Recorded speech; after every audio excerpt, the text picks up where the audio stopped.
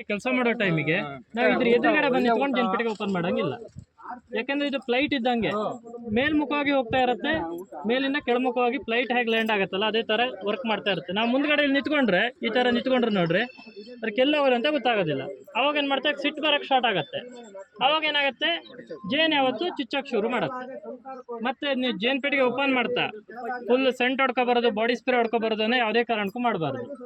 ಅಥವಾ full oil ಹಚ್ಕೊಬರೋದು, ಕೈಗೆ oil ತಗ್ಸೋಬರೋದು, ಆ ತರ ಮಾಡಿದ್ರೆ ಜೇನಿಗೆ ಏನಾಗುತ್ತೆ, ವಾಸನೆ ಚೇಂಜ್ ಆಗುತ್ತೆ.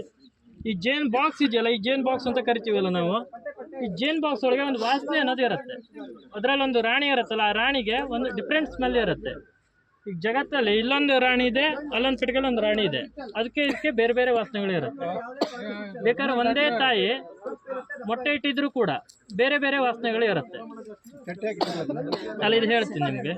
ಈಗ ಏನಂದ್ರೆ ಒಂದು ಕುಟುಂಬದಲ್ಲಿ 10ರಿಂದ 12 ರಾಣಿ ಹುಟ್ಟಿದ್ರೆ 10ರಿಂದ 12 ರಾಣಿ ಕೂಡ ಬೇರೆ ಬೇರೆ ವಾಸನೆಗಳು ಇರುತ್ತೆ, ಫ್ಲೇವರ್ಗಳು ಚೇಂಜು.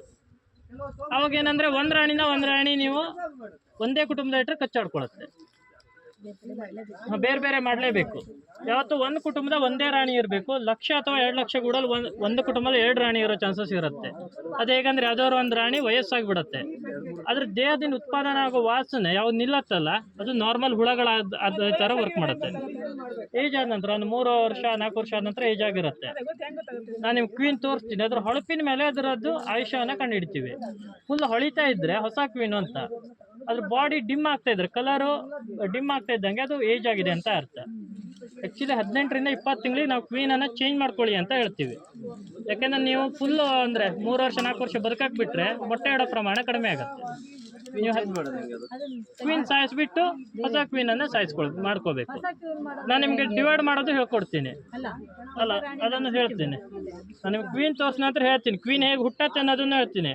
ಯಾಕಂದ್ರೆ ಜೇನು ಕೃಷಿ ಸುಮಾರು ಜನ ಏನ್ ಹೇಳ್ತಾರೆ ಗೊತ್ತಾ, ಏನೋ ಒಂದು ಗುಟ್ಟಿದೆ ಅಥವಾ ಜೇನು ಕೃಷಿಲಿ ಏನೋ ಒಂದು ಸಾಧನೆ ಮಾಡ್ರೆ ಜೇನು ಕೃಷಿ ಬರುತ್ತೆ ಅಂತ. ಆಕ್ಚುಲಿ ಅದು ಸುಳ್ಳು. ಜೇನು ಕೃಷಿ ನೀವು ಹೇಗೆ ಬ್ಲೈಂಡ್ ಡಿವೈಡ್ ಮಾಡ್ರೂ ಸಕ್ಸಸ್ ಆಗುತ್ತೆ. ಜೇನು ಕೃಷಿ ಫೇಲ್ ಆಗೋದು ನಾವು ಮಾಡೋ 2 ತಪ್ಪುಗಳಿಂದ. ಒಂದು, ಗಂಡುಳ ಆಗದೆ ಇರೋ ಟೈಮಿಗೆ ನಾವು ಜೇನನ್ನ ಡಿವೈಡ್ ಮಾಡಿದಾಗ, ಯಾಕೆಂದ್ರೆ ಹೊಸ ರಾಣಿ ಬಂದಾಗ ಅದಕ್ಕೆ ಮಿಲನ ಆಗಕ್ಕೆ ಗಂಡುಳಗಳು ಬೇಕೇ ಬೇಕು. 2ನೇದು ಏನಂದ್ರೆ ಹಕ್ಕಿಗಳ ಕಾಟದಿಂದ ಯಾವತ್ತು ಜೇನು ರಾಣಿಗಳು ಫೇಲ್ ಆಗೋದು. ಅದು ಬಿಟ್ಟರೆ ನೀವು 6 ಫ್ರೇಮ್ ಇದೆ, 3 ಫ್ರೇಮ್ ನೋಡೋದು ಬೇಡ, 3 ಫ್ರೇಮ್ ಇಟ್ಕೊಂಡು ತಗೊಂಡು ದೂರ ಇಡ್ರಿ, 1/2 ಕಿಲೋಮೀಟರ್ ದೂರ. ನಿಮ್ಗೆ ಯಾವ್ದ್ರಲ್ಲಿ ಕ್ವೀನ್ ಇಲ್ಲ ಮರ್ಜಿನೇ ಕ್ವೀನ್ ಶಾಲ್ ಮಾಡಕ್ ಶುರು ಮಾಡುತ್ತೆ ರಾಣಿ ಕಣ, ಅದೇ ಮಾಡ್ಕೊಳತ್ತೆ. ಏನು ಮಾಡ್ಕೊಡ್ಬೇಕು ಅನ್ನೋದು ಇಲ್ಲ, ಮಾಡ್ಬೇಕು ಅನ್ನೋದಿಲ್ಲ. ನೀವು ಹೇಗೆ ಮಾಡ್ರೂ ಆಗತ್ತೆ, ಬಟ್ ಕ್ವೀನ್ ಹುಡುಕ್ ಮಾಡಿದ್ರೆ ಸ್ವಲ್ಪ ಚೆನ್ನಾಗತ್ತೆ. ಬಟ್ ಯಾವತ್ತು ಕ್ವೀನ್ ಫೇಲ್ ಆಗೋದು ನಾವು ಮಾಡಿರೋ 2 ತಪ್ಪು. ಒಂದು, ಗಂಡುಳ ಇಲ್ದೋದಾಗ ಮಾಡಿದ್ರೆ ತಪ್ಪಿದ್ರೆ ಹಕ್ಕಿಗಳ ಕಾಟದಿಂದ ಮಾತ್ರ ಕ್ವೀನ್ ಫೇಲ್ಯೂರ್ ಆಗುತ್ತೆ. ಗಂಡುಳ ಯಾವ ಟೈಮಿಗೆ ಇರಲ್ಲ ಅದು? ನೀವು ಗಂಡುಳ ಮಳೆಗಾಲ ಟೈಮಿಗೆ ಏನು ಇರೋದಿಲ್ಲ, ಅಥವಾ ನಿಮ್ಗೆ ಫುಡ್ ಸಿಗೋದು ಕಡಿಮೆ ಆಯ್ತು ಅಂದ್ರೆ ಜೇನಲ್ಲಿ ಏನಂದ್ರೆ ಪರಾಗ ಮತ್ತೆ